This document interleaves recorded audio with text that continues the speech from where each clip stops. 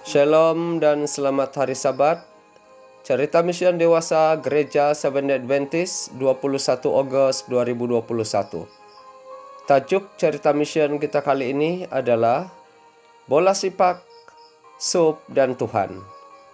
Diceritakan oleh Sakile Sibandah Kamera dari Nunavut, Kanada. Nunavut adalah wilayah Kanada terbaru, terbesar dan paling utara.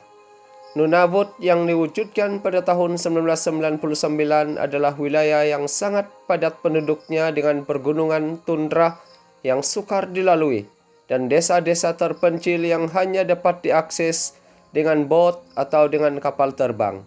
Ia juga merupakan tempat tinggal sekumpulan kecil umat Seventh-day Adventist. Hari ini kita akan bertemu dengan salah seorang daripada orang Adventist itu. Bolehkah Anda perkenalkan diri Anda? Nama saya Sakile.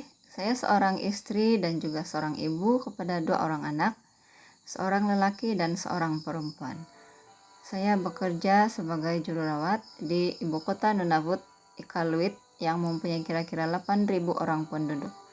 Kami berpindah ke sini setahun yang lalu dari Pond Inlet, sebuah komuniti kecil yang terdiri daripada 1.800 orang di utara Nunavut. Wilayah Nunavut menghadapi cabaran dari segi kadar kehilangan tempat tinggal. Maksudnya tidak mempunyai rumah. Dan keganasan rumah tangga. Apakah yang boleh dilakukan oleh orang-orang Adventist di sana? Ketika kami tiba di Pond Inlet, ada sebuah keluarga Adventist dari Jamaika tinggal di sana. Setelah mereka pergi, kami adalah satu-satunya orang Adventist di sana. Kami tinggal di tengah-tengah komuniti. Suami saya bekerja untuk perbandaran kerajaan dan saya adalah satu-satunya juru rawat di bandar. Sekiranya kami tidak menjalankan tugas kami, tidak akan ada perkhidmatan yang berlaku dalam masyarakat. Akibatnya, Anda boleh mengatakan bahwa kami memegang kedudukan sebagai berpengaruh. Ini menyukarkan untuk bersaksi. Sebilangan orang bersedia menerima apa saja yang kami katakan sebagai fakta, tetapi kami tidak mahu memanfaatkan kepercayaan mereka. Kami juga tidak mahu dilihat menggunakan kedudukan kami untuk memaksakan kepercayaan kami kepada orang lain. Oleh itu, kami sangat berhati-hati, tetapi ada perkara-perkara tertentu yang kami lakukan. Kami memulakan klub bola sepak untuk gadis muda berusia 9 hingga 12 tahun. Pond Inlet tidak mempunyai klub bola sepak gadis muda, maka klub kami mempunyai pengaruh yang baik terhadap komuniti. Orang dewasa mulai menyadari bahwa gadis-gadis muda tidak lagi berkeliaran di jalanan tanpa tujuan. Gadis-gadis itu mempunyai tujuan. Mereka datang ke klub bola sepak untuk latihan, makanan ringan, dan persahabatan. Kami juga mengajar gadis-gadis untuk mengumpul dana untuk klub. Saya bukan sekadar membuat kuih untuk dijual, itu adalah suatu bentuk bimbingan.